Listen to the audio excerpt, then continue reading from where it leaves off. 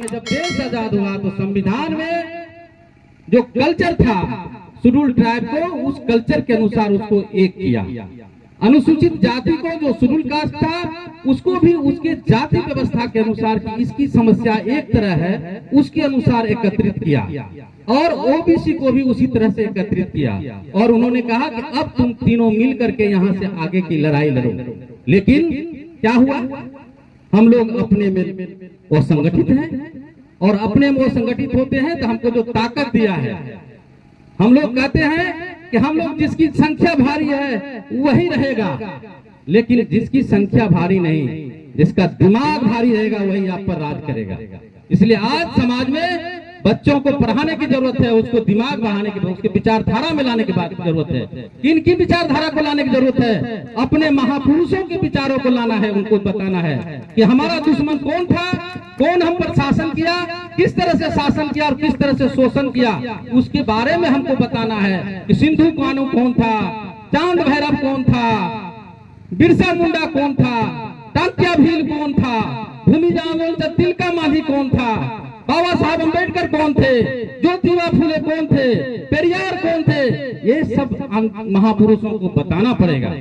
इस देश में दो संस्कृति की लड़ाई हुई है, एक समतामूलक समाज की स्थापना करने वाली संस्कृति के महापुरुष हुए हैं, एक विषमता फैलाने वाले संस्कृति के महापुरुष पैदा हुए हैं। आपको पहचानना है कि हम किसके वंशज हैं।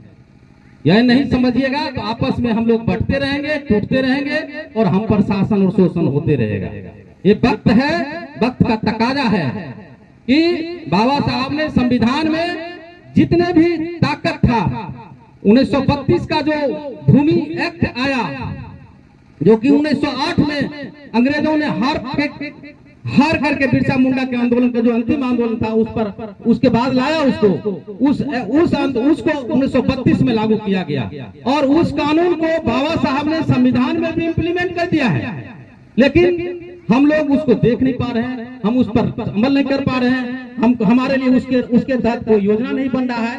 ये सब चीजें जब तक हम लोग समझेंगे नहीं, पढ़ेंगे नहीं, जानेंगे नहीं, तब तक हम लोग आगे की लड़ाई नहीं लड़ सकते हैं। बहुत शुक्रगुजार है यहाँ के समाज का, यहाँ के हम लोग के मूल निवासी भाइयों का, जो कम समय में इतने बढ़िया से प्रोग्राम किए, इसके लिए ये जरूरी है।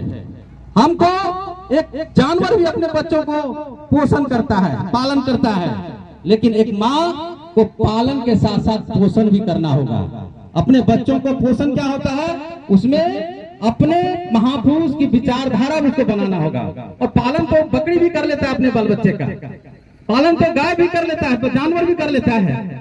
बिरसा मुंडा ने क्या कहा था, हमारे समाज की संस्कृति कैसी है? हमारे समाज की संस्कृति ये है कि हम लोग कहते हैं कि पेन, आप लोग गोंडी में एक भाषा है painting, Narayan painting. Narayan painting means होता है कि हम वैसे समाज के लोग हैं कि हम लोग सुअर को भी भगवान मानते हैं, लेकिन ये ऐसे समाज के भी यहाँ लोग हैं जो इंसान है उसको तो इंसान भी नहीं मानता है।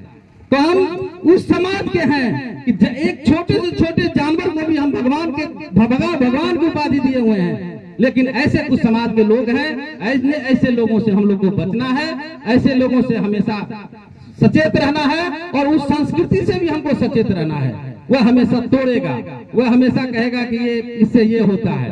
इसलिए हमको पढ़ना पड़ेगा अपने महापुरुष के विचारों को, पढ़ना पड़ेगा कबीर को, पढ़ना पड़ेगा रैदास को, पढ़ना पड़ेगा बिरसा मुंडा को, पढ़ना पड़ेगा तात्या भील को, पढ़ना पड़ेगा दुर्गावती को, पढ़ना पड़ेगा तिलका मांझी को।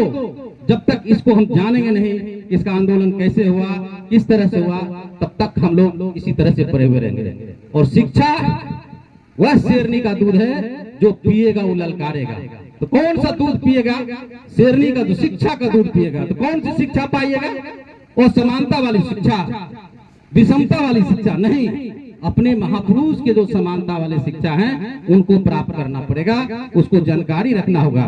बाबा साहब ने कहा, जो व्यक्ति अपना इतिहास नहीं जानता है वह कभी इतिहास निर्माण नहीं कर सकता है।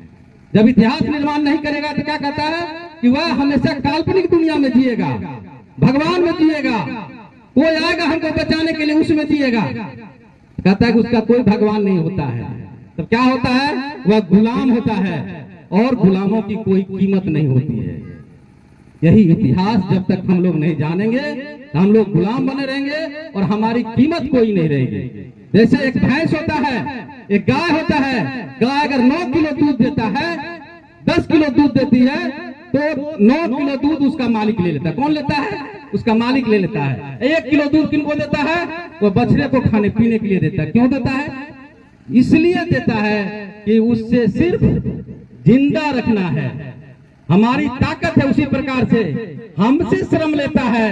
हमारी ताकत का 90% वही खाता है और 10% हमको सिर्फ इसलिए देता है कि हम जिंदा रहें। इसलिए हमारी संपत्ति, हमारा जंगल, हमारा जमीन, और हम मेहनत कर रहे हैं। वन में आया आदिवासी रहने वाला वहां के, और एक एनजीओ आता है, वह अमीर बन के चला जाता है। हमारी संस्कृति उसी तरह की रह जाती है। क्या कारण है? ये सब चीजों को हमको देखना होगा। ऐसे लोगों से हम लोगों को सावधान रहना होगा और ऑर्गेनाइज वे में हम लोग को चलना होगा। बुद्ध की संस्कृति को ही तात्या टांडिया भील, सिंधु कान्हू, बिरसा मुंडा एक बार यहाँ आंदोलन नहीं किए। उड़ीसा में जो मंदिर है, कौन मंदिर कहते हैं उसको? उड़ीसा का जो सूर्य मंदिर है, जिसको जगन्नाथ मंदिर, बिरसा मुंडा ने उड़ीसा के जगन्नाथ मंदिर में जब तूफान आया तो सुअर घुसा दिया था।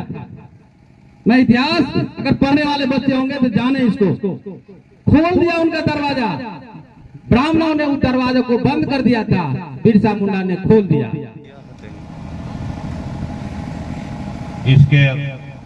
इसकी अध्यक्षता कर रहे हैं मुंशी मरांडी जी, गौतम मरांडी जी, अरुण टूडू जी, डॉक्टर जगजीवन जी, विशुदेव मरांडी जी, गोपालगंज से चल के आए हुए रंजीत जी, जो आपके बीच में पहले यहाँ रह, जो अपने विचारों से काफी मजबूत और धनी हैं। हम लोग के अभिभावक जय नारायण राव जी, जमुई से चलकर आए मुखिया, मलयपुर मुखिया अशोक रावत जी, यहाँ उपस्थित भोला बास्की जी, सुदामा जी, धर्मेंद्र रजक जी, और हम सब लोगों के अभिभावक और गार्जियन, पूर्व विधायिका सावित्री देवी जी। सबसे पहले कुछ ही बोलने के पहले मैं आज हूल दिवस के अवसर पर सिंधु कान्हू